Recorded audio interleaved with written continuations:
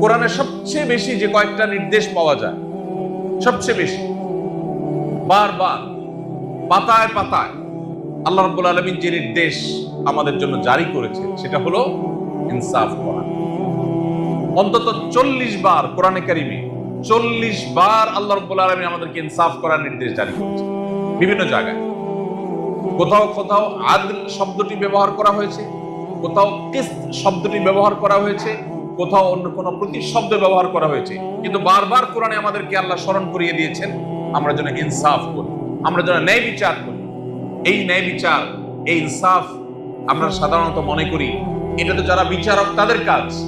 প্রত্যেকটা মানুষ প্রতিদিন অসংখ্যবার তার জীবনে ন্যায় বিচারের প্রশ্ন আসে। আজকে সকাল থেকে এই যে রাত হলো, এই পুরো সময়ের মধ্যে আপনার অন্তত কয়েকবার করে